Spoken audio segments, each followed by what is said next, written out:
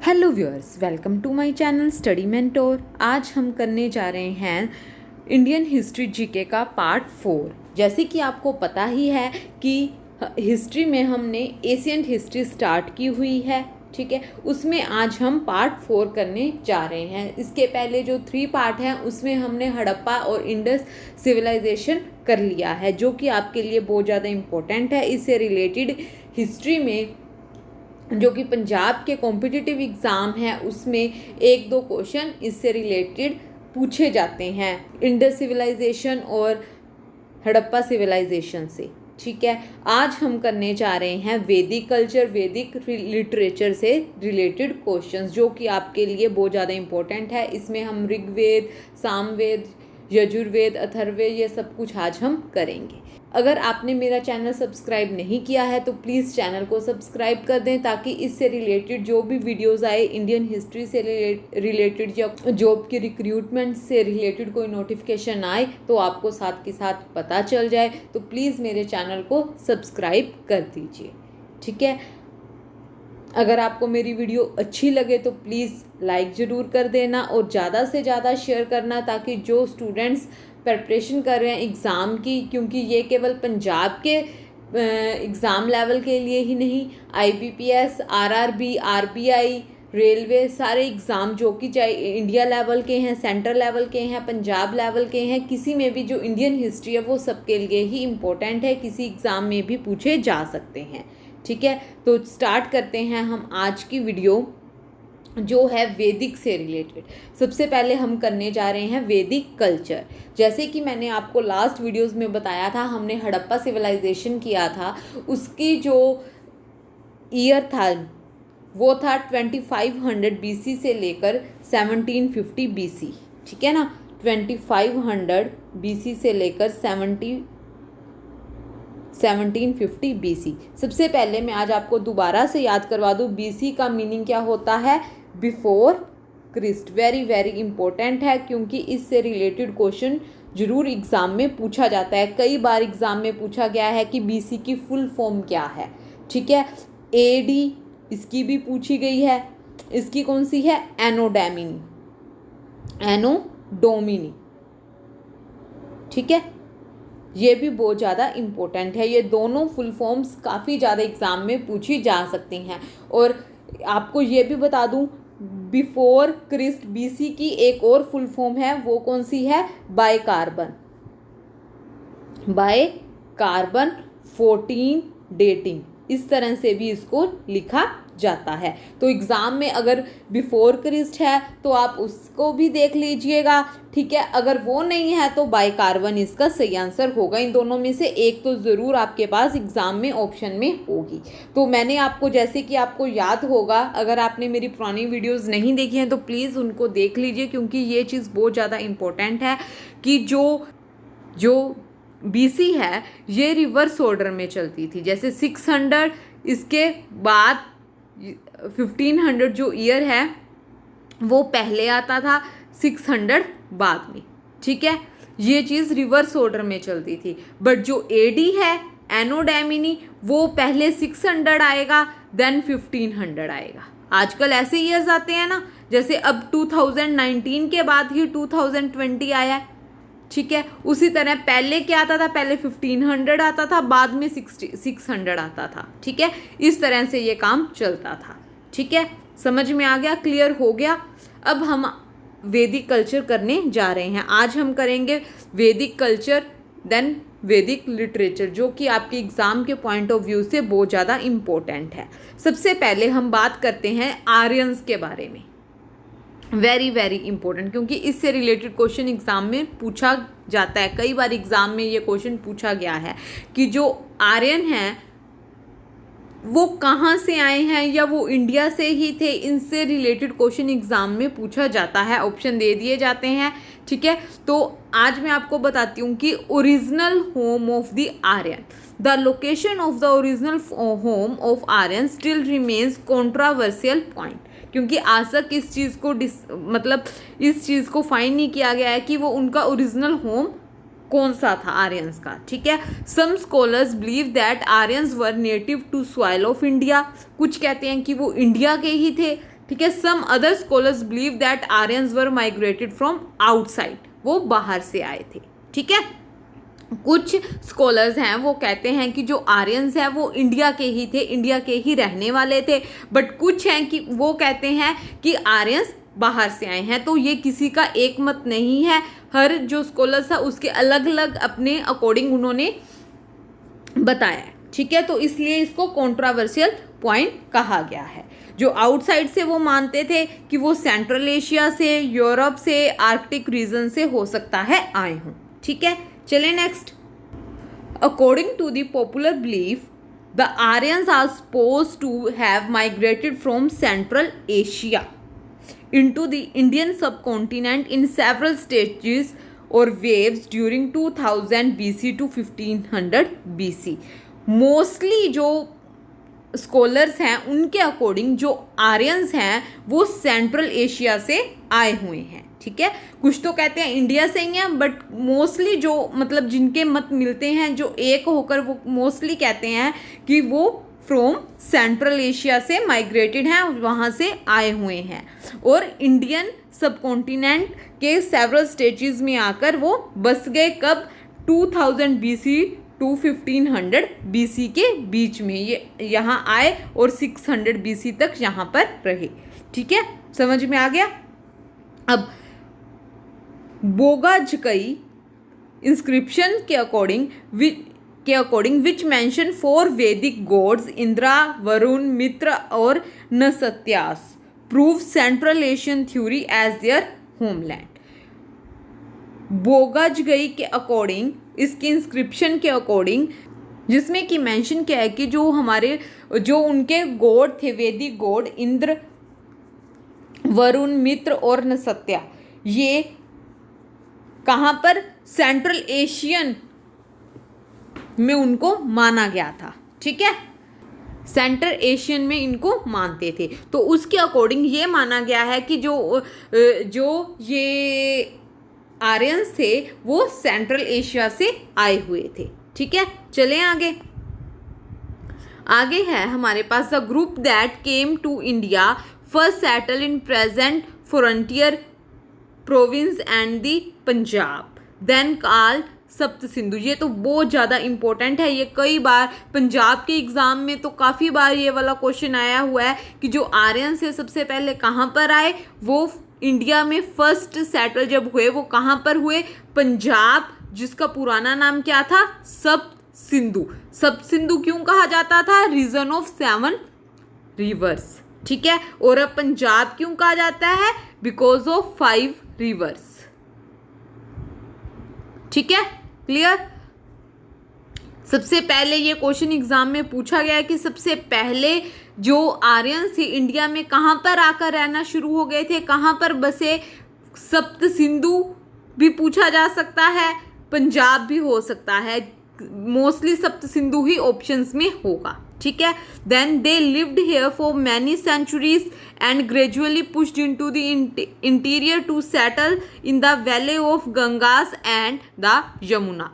ये काफ़ी सेंचुरीज तक पंजाब में ही रहे, मीन्स सप्त सिंधु में रहे, और उसके बाद ये अंदर आना शुरू हो गए, जो कि इन्होंने अपना घर कहाँ पर, ये कहाँ पर रहना स्टार्ट हो गए? गंगास और यमुनास के वैले में रहना शुरू हो गए। इन्होंने धीरे धीरे गंगा और यमुना में के नियर अबाउट रहना स्टार्ट कर दिया, ठीक है।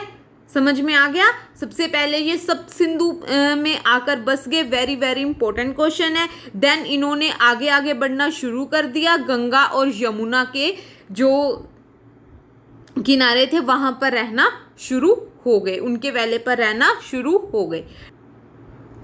अब हम स्टार्ट करते हैं, वो तो था हमारे पास वैदिक कल्चर, ठीक है। वैदिक कल्चर में मैंने आपको बता दिया कि वो कहाँ से आए थे, कहाँ पर रहना स्टार्ट कर दिया था, ये चीज़ हो गई, ठीक है। अब हम बात करते हैं अपने लिटरेचर के बारे में, ठीक है। लिटरेचर भी कहाँ से स्टार्ट हुआ था? आर्यन से स्टार्ट हुआ था, ठीक है। आर्यन से लिटरेचर स्टार्ट हुआ था। तो अब हम लिटरेचर से रिलेटेड बात करते हैं। आपको पता ही है कि हमारे वेद थे उस टाइम पे, ठीक है, उनके बारे में क्लियरली बात करते हैं, जो कि वैदिक लिटरेचर बहुत ज़्यादा इम्पोर्टेंट है।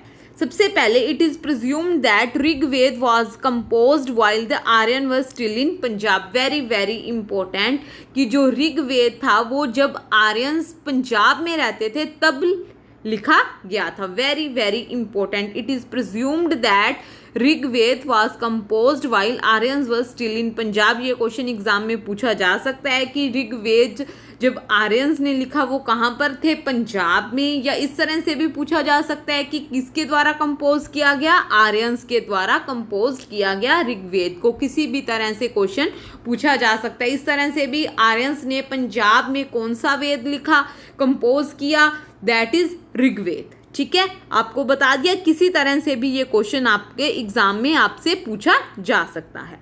नेक्स्ट पॉइंट है Vedic literature comprises of 4 literary production, the Samhita और Veda, the Brahmanas, the Aryakas, Aranyakas, the Upanishad. Very very important, कौन से लिटरेचर 4 लिटरेरी प्रोडक्शन कौन कौन सी, द संहिता, दैट जिसका मीन क्या है, वेद। ये वेद आगे 4 में डिवाइड हैं। ठीक है, द संहितास लिटरेचर 4 थे, the Samhita, the Brahmanas, the Aranyakas and the Upanishad. ठीक है, ये चीज़ आपको अलग से याद करनी पड़ेगी, इंपॉर्टेंट है। ठीक है, चलें आगे। अब हम बात करते हैं आगे। Vedic literature had grown up in course of time and was really handed down from generation to generation by word to mouth। जैसे कि आपको पता ही है कि टाइम के अकॉर्डिंग जैसे जैसे टाइम बीतता गया ये जो लिटरेचर थे ये बढ़ते गए, generation to generation by word of mouth ये चेंज होते गए, जिसको क्या नाम दे दिया गया, हैंस दीज आर कॉल्ड श्रुति।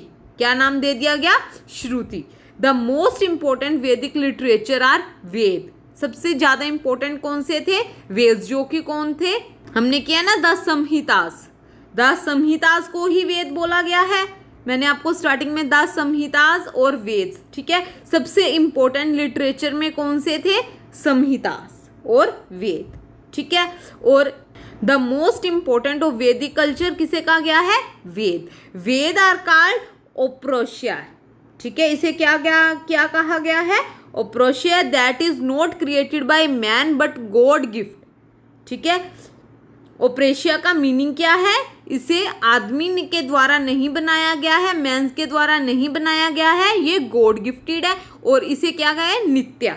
ओप्रेशिया और nitya, Veda are also called apaurusheya and nitya. Nitya का मीनिंग क्या है, that is existing in all eternity, that is existing in all eternity, ठीक है। चलें आगे। These are 4 Vedas. अब वो लिटरेचर थे, ठीक है, हमने कर लिए। अब आ रहे हैं हमारे पास वेद। वो कौन कौन से थे, the Samhitas, the Upanishad, the Samhitas, the Brahmanas, the Aranyakas and the Upanishad. ये 4 थे, the Samhitas, the Brahmanas, the Aranyakas and the Upanishad. और अब वेद कौन कौन से हैं, ये चीज़ें आपको याद करनी पड़ेंगी। ऋग्वेद, सामवेद, यजुर्वेद और अथर्ववेद। ये चीज़ तो आपको आती होगी, बहुत ज़्यादा इंपॉर्टेंट है। एग्जाम में ये क्वेश्चन तो काफ़ी बार पूछा गया है। ऋग्वेद, 4 वेद कौन कौन से हैं, ऋग्वेद, सामवेद, यजुर्वेद, अथर्ववेद, ठीक है। जो फर्स्ट 3 वेद हैं दैट मीन्स ऋग, साम और यजुर्वेद, ये तीनों को इकट्ठे ज्वाइंटली इन्हें क्या कहा जाता है, वेदात्रय और ट्राई ऑफ वेद, ठीक है। इन तीनों को क्या कहा जाता है, वेदात्रय और दैट इज ट्रायो ऑफ वेद, ठीक है। अब जो हमारे 4 वेद हैं उनमें से जो ऋग्वेद है, ठीक है, is the oldest text in the world. ये वर्ल्ड है, ठीक है, oldest text in the world. सबसे पहले ऋग्वेद किसे कहा जाता है, collection of lyrics. Collection of lyrics को ऋग्वेद कहा जाता है and is the oldest text in the world and therefore is also known as first testament of mankind, ठीक है। इसलिए इसे क्या कहा जाता है, एग्जाम में क्वेश्चन पूछा जा सकता है, ओल्डेस्ट टेक्स्ट कौन सा है वर्ल्ड का, that is Rigveda. Very very important. और इसका मीनिंग क्या है, कलेक्शन ऑफ लिरिक्स। ये क्वेश्चन भी एग्जाम में पूछा जा सकता है। इसे फर्स्ट टेस्टामेंट ऑफ मैनकाइंड भी कहा जाता है। ये क्वेश्चन भी एग्जाम में आ सकता है। मैं सिर्फ आपको वही क्वेश्चंस करवा रही हूँ जो एग्जाम के पॉइंट ऑफ व्यू से बहुत ज़्यादा इंपॉर्टेंट है। साथ साथ मैं आपको बता भी रही हूँ कि किस तरह से क्वेश्चन एग्जाम में पूछे जा सकते हैं। अगर आपको मेरी वीडियो अच्छी लग रही है, आपको जो ये मैं मटेरियल करवा रही हूँ अच्छा लग रहा है, तो प्लीज़ वीडियो को लाइक ज़रूर कर दें, चैनल को सब्सक्राइब कर दें, ताकि इस तरह से रिलेटेड वीडियो मैं बनाती रहूं तो आप तक पहुंचती रहें।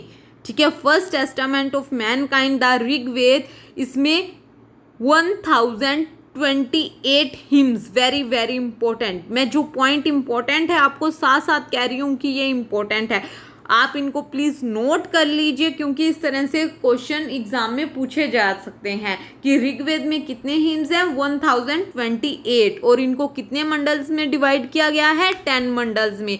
वेरी वेरी इंपॉर्टेंट, ये क्वेश्चन एग्जाम में पूछा गया हुआ है। ये question that is also very important. 6 मंडल जो कि हैं 2nd to 7th, ठीक है। 2nd to 2 से लेकर 7 तक जो मंडल है इन्हें क्या कहा जाता है, गोत्र। ठीक है, गोत्र और वंश। ठीक है, इन्हें इस मंडल्स को क्या कहा जाता है, गोत्र कहा जाता है। और जो 1st और 10th मंडल है ये लास्ट में बाद में एडिट किए गए हैं, ये पहले नहीं थे। ये चीज़ आपको ये एग्जाम में पूछी जा सकती है कि ऋग्वेद में कौन से मंडल बाद में ऐड किए गए हैं।